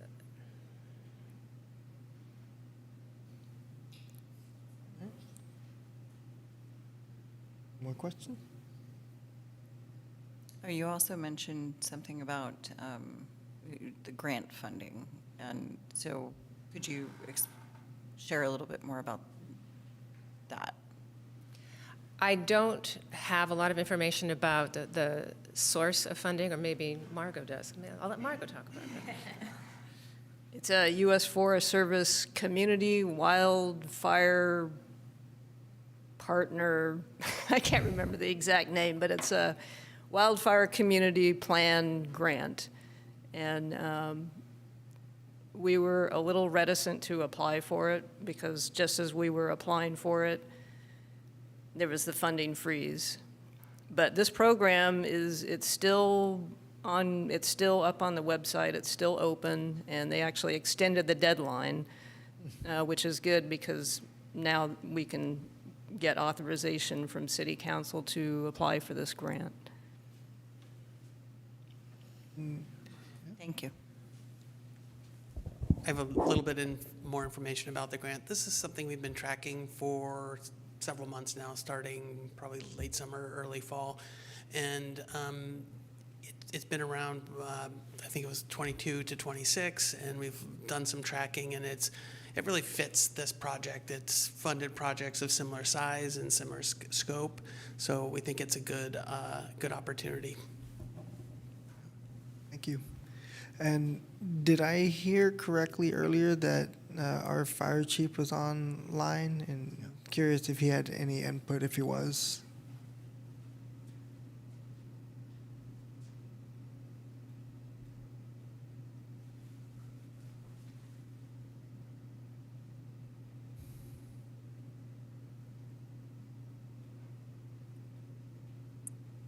Good evening. Can you hear me all right?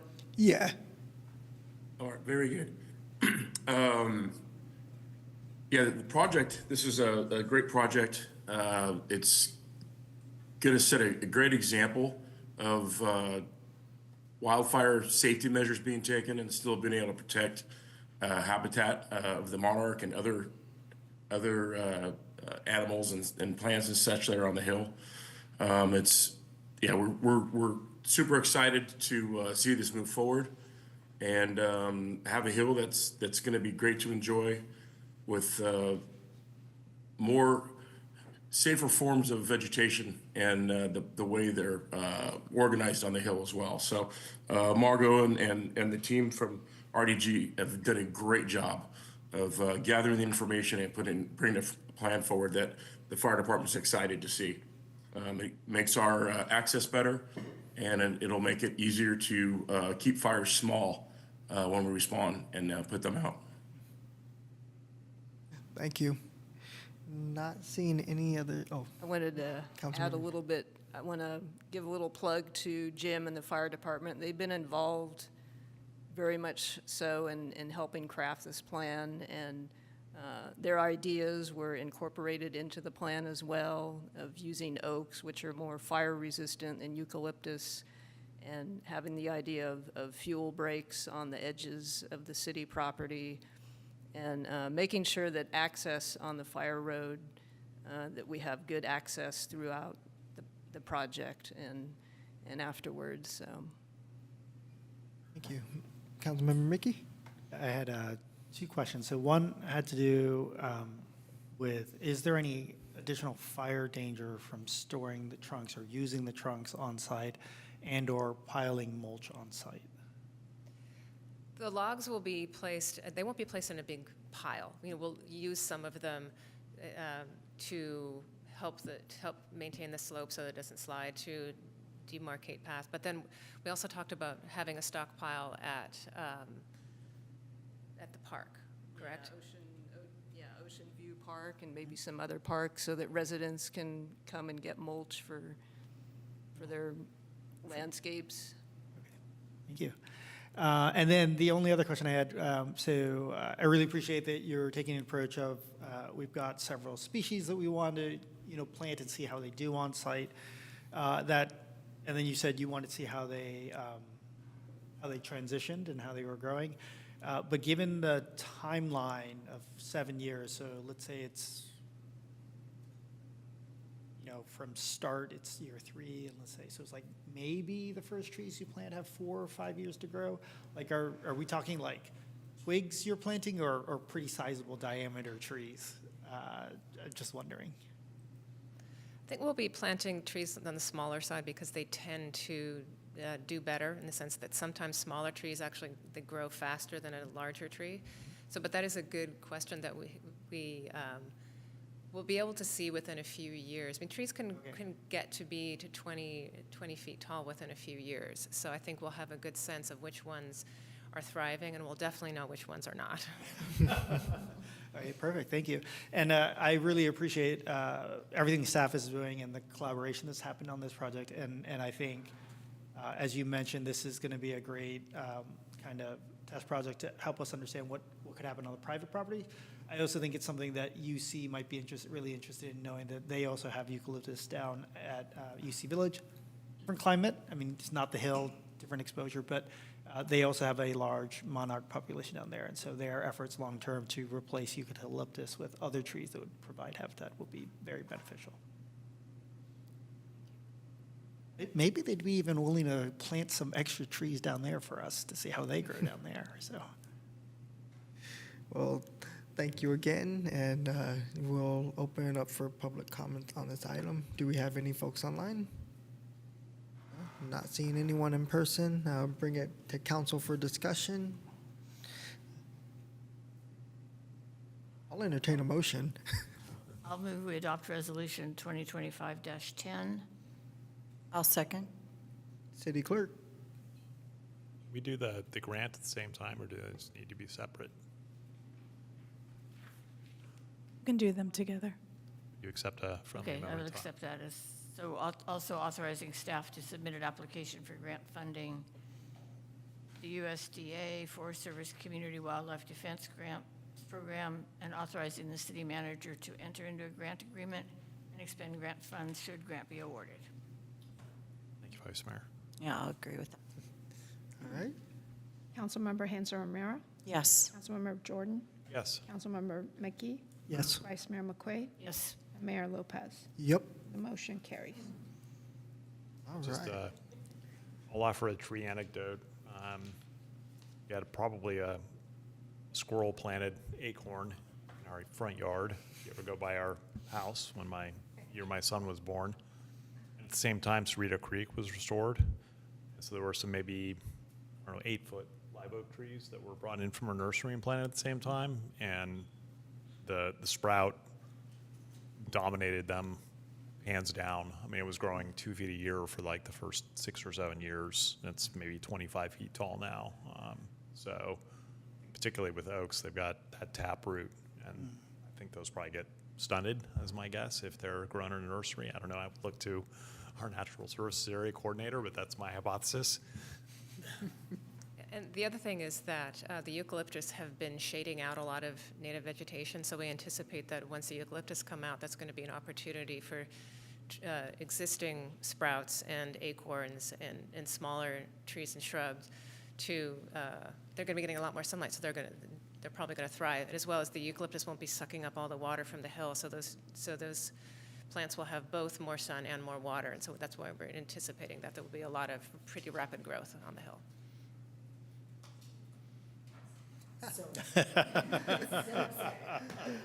Thank you. Thank you again. And moving on to item number 12, council subcommittee reports. We will start from this side of the room. Councilmember Mickey. I had 2 different Cal Cities events, one in which the East Bay Board went to meet with recently elected state senator, I can't remember if he's senator, Jesse Araguin, just an opportunity to talk about priorities for kind of local representation, given that he's former mayor of City of Berkeley. He fully understands the need for local representation up at the state Senate level, so that was really wonderful. And got to hear a little bit about some of the bills that he is actively working on. And then a follow-up to that a week later, again, another Cal Cities event in which 2 senators and 2 assembly members attended. And I'm going to see if I can find my notes on that. We had Senator Wahab, Assembly Member Liz Ortega, I think that's right. I think it's Ortega. Assembly Member Rebecca Bauer-Kahn, and again, State Senator Jesse Araguin. And again, they talked a little bit about their legislative priorities. Probably one of the ones that's most applicable to us as a city is, again, a renewed effort to make modifications to the Brown Act to allow non-decision-making bodies, so the vast majority of our commissions and committees, to meet virtually, or at least allow some of the members to meet virtually, and go back to a little bit of the rules that we had during COVID. And I think that Jesse is again pushing that legislation, fully understanding and recognizing that as for those committees and commissions, it makes it much more accessible to people of a variety of backgrounds, and is really simply asking that since the state already allows their committees and commissions to do that, to allow local government to do the same. All right, thank you. Vice Mayor McQuaid. Thank you. I also attended the Cal Cities meeting with the local legislators, and I will add that we were very well fed that evening. Nothing you've ever seen. Earlier in the month, I attended the Housing Authority meeting, and just to call out to you that the report is attached to the agenda. And I also attended the community swearing-in celebration with Supervisor Fortunato Bass, along with the mayor and his daughter, not his chief of staff. And I also met with her in her office about a week ahead of that. Thank you. Councilmember Hanson Romero, any report? Yes, so stopwaste.org continues to be a very impressive board to work with. They are continuing on with the reusable foodware project with grants and more technical assistance and outreach to not just like the schools, but also with the businesses in mind, and helping them to transition forward with that more so. They're also continuing to do some more outreach, energy efficiencies with multifamily units, as well as also engaging the real estate community to help educate our clients as well. So lots of projects going on, and then I did want to side note to this, because every so often I'll scroll through our News for Albany Facebook feeds and stuff like that, and I did note some still frustration with just this is separate from stop waste management and getting fines and stuff, and people are posting in these comments that they don't have time to deal with all the new rules and regulations, and they're still confused, and they end up just dumping everything in the burgundy containers, which color will be changing soon, but they're still starting to, it almost feels like sometimes when it gets really hard to figure out things, people give up and they just dump. And so the continued education is really very, very important, and trying to make things streamlined as much as possible. In the manufacturing side, I think that those messages are finally starting to come through to the manufacturers, so the manufacturing, packaging and stuff is starting to look much different.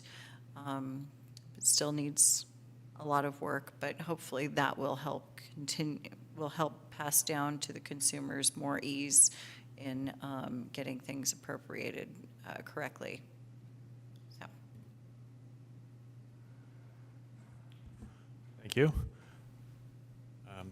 Alameda County Transportation Commission met since our last meeting. There was nothing really of note to report, other than the Executive Director Ad Hoc Recruitment Committee will be meeting later this week for its first round of interviews.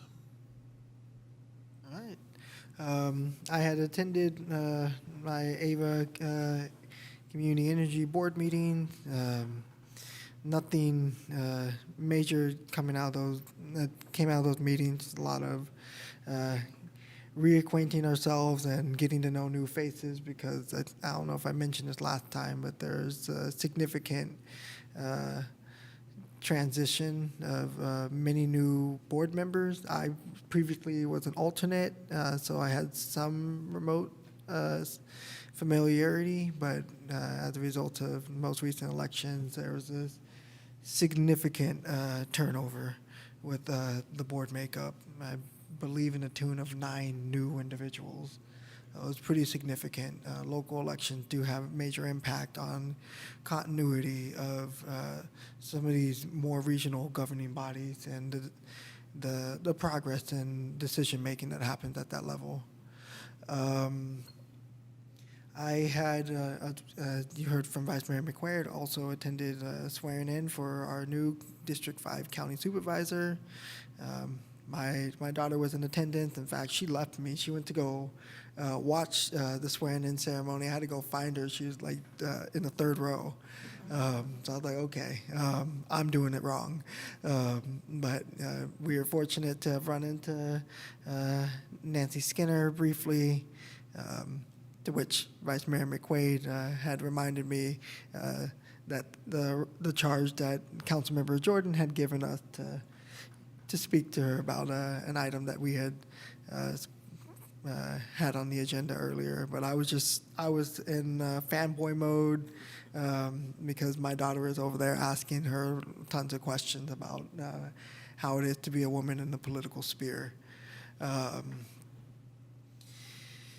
trying to think if there's a couple more things that happened since the last meeting. The last time I had a report, we are still working on planning out our next meeting for the Gill Track Farm Advisory Board. As well, I have been meeting with different folks in leadership roles at the UC, just trying to get a better sense of understanding of resources, expectations, and relationships, and just initiating those conversations now in the beginning of this year, and anything that needs to be taken on from city staff from there, I just kind of pass on. I had made it clear to the UC I don't need to be in the room every time things are being considered, but I do need them to understand that there are things that they should be aware of that impact our community and our city and the people who live here as well. I won't digress into that too much, other than just to say that many of our residents in the UC Village do have particular needs and concerns around basic needs, and so just making sure that that's all being addressed. Beyond that, I believe that's all that I can recall at this time for what has been going on. Oh, that's what I wanted to mention. Councilmember Hanson Romero, you had mentioned stop waste and sometimes people just not knowing what to do or being overwhelmed.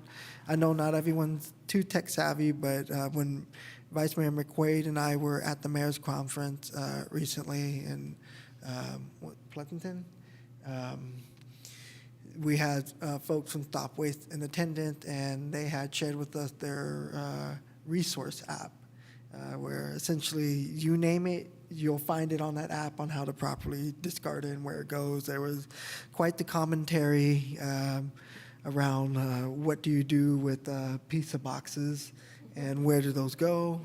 I know that is a contentious issue and probably in every household. I will throw fists if I have to, if those boxes do not go where they go. But The answer on where pizza boxes goes is? It depends. Not the answer I wanted. If they're soiled, they do go in the compost bin. Yeah. Yes, if they're soiled, they go in the compost. If they're clean, they go in the recycling. All right. So the big hard one is styrofoam. Okay. And I'll speak to the app because I did download it, and Jennifer, I'll share it with you. It's a fabulous app. Oh, yeah. I mean, but just. I'm just saying, we do have to, continue that. But no, thank you all. And then, as noted by Vice Mayor McQuaid, we do have the report for our Housing Authority for the County of Alameda attached as well. Do we have any public comments? Not seeing any public comment. Moving on to item number 13. Do we have any future agenda items members and council would like to propose? All right. Anyone from the public? Not hearing or seeing anyone. Did you have any? Oh, I seen that mic go. I was like, okay. Well, item 14, just want to note, we have several upcoming meetings throughout our community. Please check our Albany City website for anything that may interest you and satisfy your appetite for civic engagement. And with that said, I adjourn this meeting.